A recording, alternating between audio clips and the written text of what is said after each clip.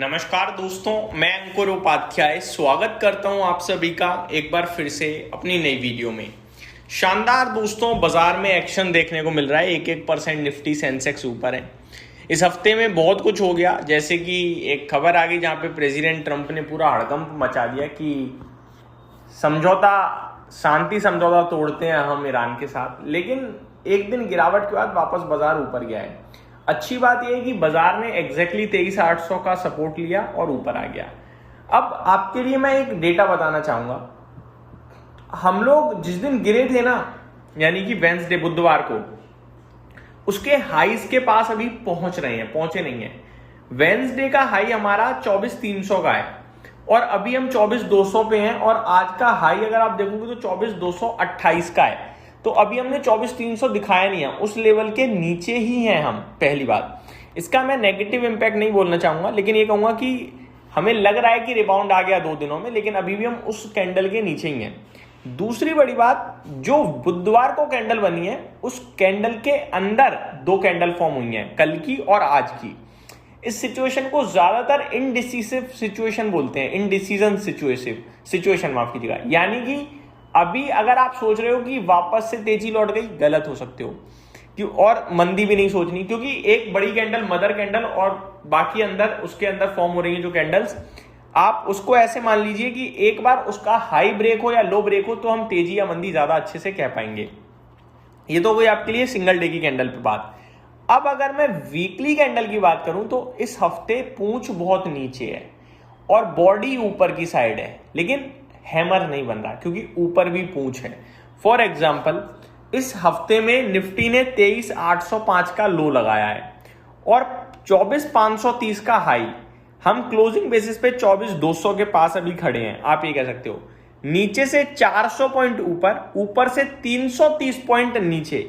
ये हमारा अभी की सिचुएशन है जो क्लोजिंग बेसिस पे मैं देख पा रहा हूं निफ्टी में। तो ये जो कैंडल फॉर्म हुई है ना, ये भी इनडिसीजन कैंडल है एक तरीके से। इंटरेस्टिंग पार्ट ये है, लास्ट 4 वीक से अगर आप देखो बाजार की जो कैंडल फॉर्म हो रही है वो ऐसे ही फॉर्म हो रही है, नीचे पूंछ ऊपर पूंछ बीच में बॉडी। यानी तेजी मंदी कुछ हो ही नहीं रहा है। हम बेफालतू में चिल्लाते हैं, कभी तेजी कभी मंदी, कभी डर कभी ग्रीड। एक्चुअली में बाजार कुछ नहीं कर रहा, एक दायरे में फंसा हुआ है। और दायरा जो है ना, सबसे बड़ा दायरा इस हफ्ते आया है। फॉर एग्जांपल, जैसा कि मैंने बताया, 24,530 का हाई, 23,805 का लो इस हफ्ते का है, यानी ऑलमोस्ट आपकी 700 पॉइंट की रेंज हो गई। ये सबसे हाईएस्ट रेंज है लास्ट 4 वीक्स की, यानी 1 महीने की। बीते 1 महीने में इससे बड़ी रेंज में बाजार गया ही नहीं था, आप ये मान के चलिए। और इससे भी बड़ी बात यह है, हर हफ्ते रेंज बढ़ रही है। जैसे आज से लास्ट चौथे वीक में, जो पुराने चौथे वीक की बात करूं, इतनी रेंज थी, फिर इतनी रेंज हुई दूसरे वीक में, तीसरे में इतनी हुई और अब चौथे में इतनी हो गई। तो हर हफ्ते रेंज बढ़ रही है। बाजार इस समय कोई डिसीजन मेकिंग में है नहीं, रेंज धीरे धीरे बड़ी हो रही है। बाजार कहां जाएगा अभी कहना मुश्किल है। तो ये डेटा आप एक बार रीड कीजिएगा, डेली कैंडल और वीकली कैंडल पे निफ्टी को, आपको समझ में आएगा कि मार्केट तो कुछ कर ही नहीं रहा, बाजार वहीं का वहीं है।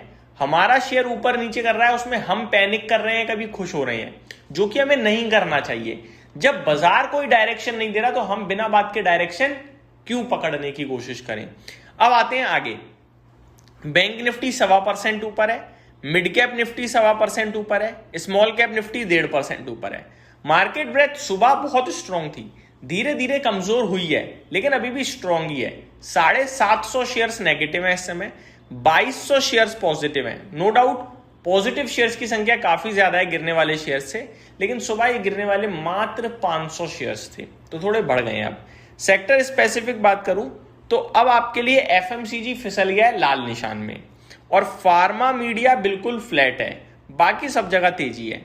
तेजी में दिख रहा है हमें रियल एस्टेट 3.5% ऊपर, पीएसयू बैंक 3% ऊपर, IT 2%, metal, Nifty bank, financial services 1.25% और 1.5% ऊपर है।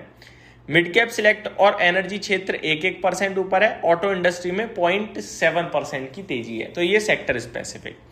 स्टॉक स्पेसिफिक बात करें तो गोदरेज इंडस्ट्री अचानक से भागा है आज के सेशन में, 16% की बड़ी तेजी दिख रही है गोदरेज इंडस्ट्रीज में। JNK बैंक में 13.5% की तेजी आई है। जेंसार टेक्नोलॉजीज में 13.5% की तेजी आई है।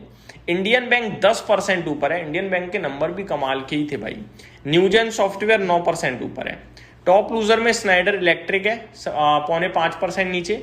अर्बन कंपनी 3% नीचे। पेज इंडस्ट्रीज 3% नीचे।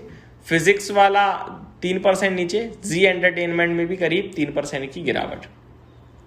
कल्याण ज्वेलर्स लगातार अपनी तेजी की स्ट्रीक को बनाए हुए है। आज 8% की तेजी थी और 5,263 करोड़ का टर्नओवर देखने को मिला, हाईएस्ट था बाजार में आज।